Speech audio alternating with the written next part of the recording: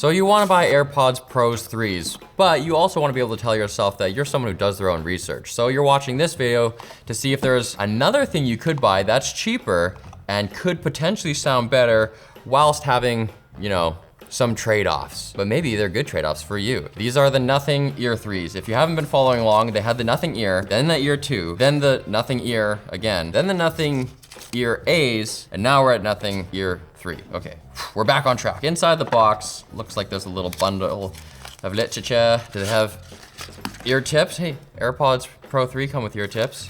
But they don't come with this tiny little, maybe use it in your car cable, or use it never because they do have wireless charging. Even says nothing on it, cool. It's not even a foot long. This is like 10 inches long. Yeah. You get 3 sizes of silicone ear tips that are not installed, extra small, small, and large, meaning medium's gotta be on these. But before I pull these out, let's just take a moment to look at the case, which they've redesigned. It actually kind of looks iPhone-y with this aluminum band on the side here. It has that same kind of dimple in the middle that they've had for a bit. The closing noise, honestly, not very good, kind of harsh. Cool, transparent industrial design. You can actually see the device from the back, both of them. On the most familiar looking side, there's a USB-C port, a LED light for indications, no breathing, and a microphone. I actually think it's dual microphones that go along with this cool new button called the talk button, so that you can make YouTube videos and talk into it like this and stuff. I actually think it's kind of cool. We'll talk about that a little later. And they still have their physical pairing button on the inside, which is nice to have. I don't really like cases that only allow you to pair by opening it. I find it annoying, because I find that Bluetooth is kind of flaky. The buds themselves have a stem design. They look so cool. They're see-through, they're transparent partially. They got this like HAL 9000 red dot, indicates that this is the right earbud. You can see some of the electronics on the inside, but otherwise the bud itself is very, you know, AirPods Pro-y. I just think they have a little more personality than your kind of plain white bud. All right, chucking them in. We're gonna get into the app and everything later. First, I just wanna listen to them real quick. This probably isn't the best test track, but there's this live version of 9 Inch Nails covering David Bowie's I'm Afraid of Americans that I've just been obsessed with lately. Holy cow. The kick drum is just like so reverberant, boom, boom. I've never heard of that pronounced. Oh, that's not a good That's hilarious. Like it's, I mean, it's hard to make this song sound bad because it's such a awesome song, but there's just all these extra sounds that I don't normally hear. These like really low bass sounds that are like just floating around in the background. It's like comical. Let me show you what this looks like visually. All right, so checking out DMS's results from the lab here. You can see down here is the band of bass that most people on the planet Earth like. And if you're at the top end of that, you're like a bass head. And then here's the nothings way out here.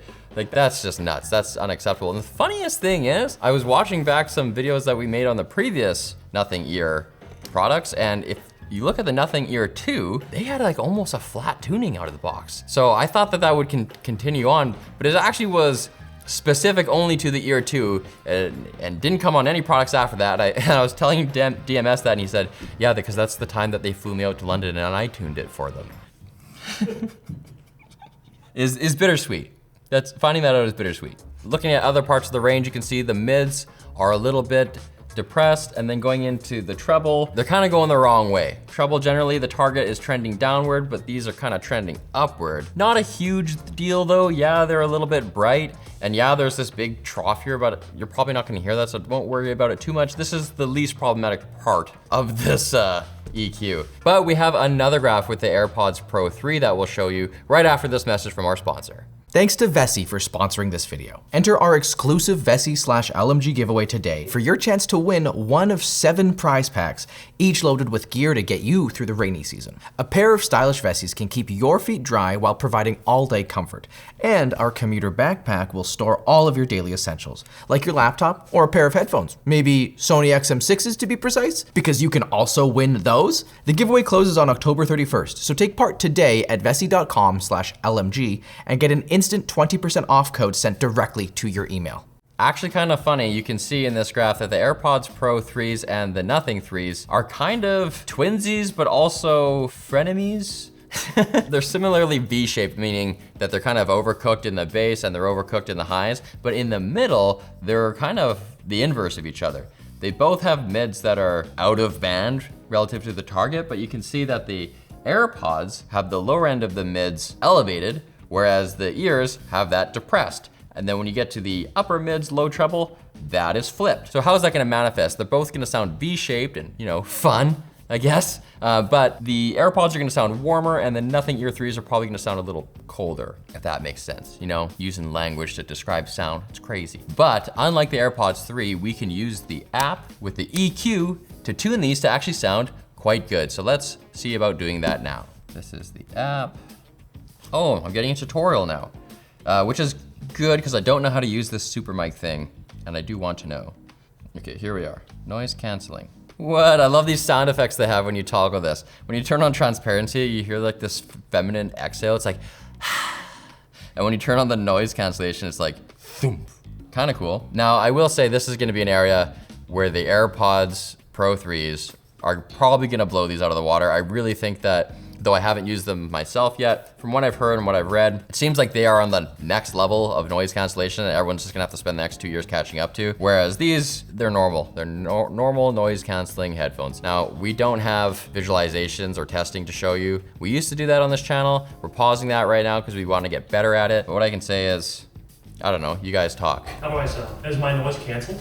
Your voice is not canceled. It's passively canceled. Does it sound any better in transparency mode? Let me hear you in transparency mode. How's the timbre of my voice? You sound more natural in transparency mode, that's for sure. What if I just go to off? Is my noise more canceled and off than it wasn't canceled? Oh, noise canceling definitely canceled out more. I can still hear him talking, but I can only hear parts of his range, of course. So the lower, probably the lower end of it is getting removed. Is it better than nothing? Is nothing better than nothing? Never gets old. And I'll just note that they do have an adaptive noise canceling mode, which is nice because sometimes when you're out in the world, you do want it to ramp up and down. You'll get better battery life when it's not being used as fully. And maybe you'll feel a little less pressure in your head too. So if it ramps down when you're in a quiet area and then only ramps back up when there's a jackhammer nearby, that's great. Spatial audio, super mic, bass enhancement. Oh, bass enhancement, wow.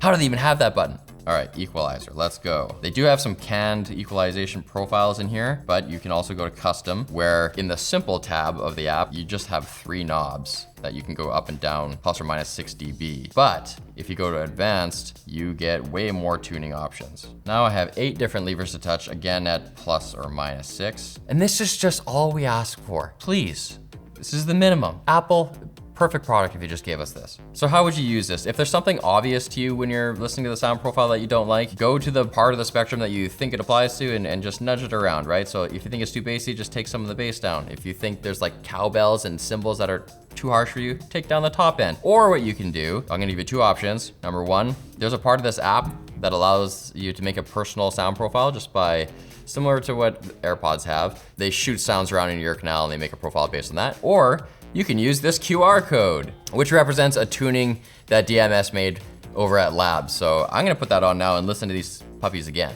You hit the 3 dots up here, you go to import, scan QR code, new profile added, Labs tune. Wow, that was easy. So what I can do now is actually A/B test the out of the box sound with the Labs tune just by switching between these 2 tabs, which is very cool. Let's do it. Okay, yeah. As soon as I hit simple, that bass guitar just comes way forward in the mix. It doesn't sound like comical like my earlier test because it's a bass riff that's like really high. Oh, I see now. This is so interesting to have this A/B test ability. I can hear the elements of how like the V shape is more exciting. It's like, it's more forward. It's kind of like closer to my ears and I can hear that there are more high notes. And then when you switch, it's kind of like turning on HDR or filmmaker mode where you're like, oh, the colors are a little more muted than like Best Buy mode, but it's more realistic and it's fuller and it's just like more balanced. It actually does sound quieter as well, which is weird, but you have your global volume toggle, so you just turn that up. And it's super useful having that A/B capability right there in the app, like instantaneously, because I know that your memory for hearing one sound and comparing to another is like 3 seconds or something like that. And usually you can't compare that quickly. The voices, the mid-range depression that the out-of-the-box profile has, manifests as it just sounding like just worse. Like it's like the difference between just listening to a song playing on the radio versus listening in hi-fi speakers. The voice sounds fuller. It's more like he's in the room. Yeah, it's just night and day between these 2 EQs, which is just, it's amazing how much EQ makes a difference. Apple. DMS just told me that the reason that the out-of-the-box profile sounds louder is actually because when you're using the advanced EQ, they do turn it down. So it wasn't just a difference in frequencies that are hitting my ears differently. They give you more headroom on your advanced custom EQ so that you can tweak things around. But in order to give you that headroom, they gotta turn it all down. Makes it a little harder to A/B test too, because generally people think that loud sounding things sound better. Blech. Enough listening now, I wanna check out the interface. These do have little kind of buttons that you click the whole stem to press the button. It's not a tap, which I prefer, because I find that the tap is so finicky on other earphones that I use. They have the standard single click is play and pause or answer and hang up the phone. Then they've got actions that you can actually customize. So the double press, the triple, the hold, and the double pinch and hold. I don't know why they're saying double press and then triple pinch. Like, is there a difference between press and pinch? Or is this just a typo? Out of the box, it's really basic and kind of conventional. Double tap is forward, triple is back, hold is your noise control. Sometimes that'll launch like a virtual assistant. I'm sure you can, yeah, voice assistant right there. You can make it volume up and down. Crucial for me, I just hate it when you are unable to put volume adjustment on the earbuds themselves and you have to actually get your phone out or reach into your pocket. That stinks. You don't have to do that here. Lots of options and a very intuitive interface. A lot of this stuff we've seen before though, so let's go to the new thing, which is the talk button. It's a dual microphone array built into the case designed to cut through background noise.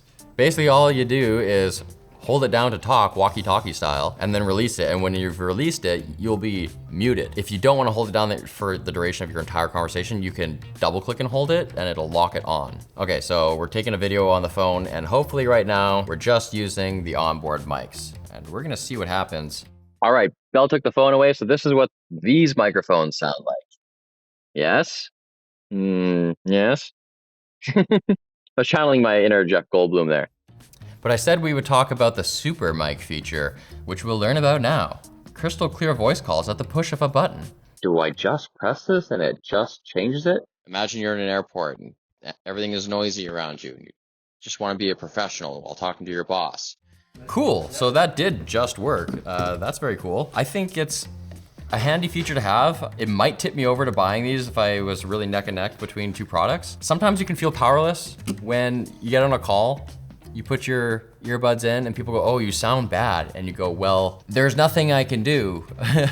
I can't move the mic closer to my face. It's in my ear. All I can do is maybe to stop wind. This gives you another thing you can try. That alone might give you some peace of mind. Labs also said that apparently these were really consistent sounding between tests, like putting them in, as long as you got a good seal, they sound really consistent, which is good. And fit and feel wise, they feel very light and they feel pretty in there. Let's just get crazy here. I actually had my birthday yesterday and I can just hear my neck when I do that now.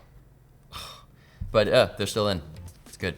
They claim to have increased the battery life on these puppies. Each one of these buds has 55 milliamp hour battery inside it, which gives you now 5.5 hours of listening with ANC on from the buds themselves. 38 hours of total playback time from here, 22 hours if you have ANC on. And if you're running short on time, 10 minutes of charging gets you 10 hours of no ANC playback. Note though that last generation, you actually got a couple more hours out of the case. So this gen, they prioritized more playback from the buds and less like overall from the case. So I guess I would make that trade. I mean, I guess it all just nets out the same, the total charge you get. Whatever. But we gotta talk price. When this product line first launched, it was $100. Then they upped it to $150. Although you can get the last gen for $130 now. These though are launching for $180. So they're getting up there. They're still cheaper than AirPods, for example, but AirPods Pros. But you know, that's quite a change. That's quite an increase. It's almost like a whole different product line. So should you get these, and especially if you're doing a shootout between these and the AirPods Pro 3, I think it really comes down to ANC is gonna be way better on those AirPods Pro 3s than here. Not to say that this is bad here. Sound can be better here. It might turn out that you like the sound of the AirPods, but I would compare it to a good EQ. If you care mostly about that, these are the better buy, these are cheaper, and then they have the mic thing if you do a lot of calls and you want it to sound better. I think that's a cool feature. I would probably use it sometimes. I'm actually curious to know though what people prioritize the most from their earbuds. So let us know in a comment down below. Thanks for watching. And if you haven't seen our AirPods Pro 3s unboxing, what, do you live under a rock? Go check it out. I think we're actually gonna do an LTT as well. Just get subscribed to every channel that we have. All of them, they're just movies.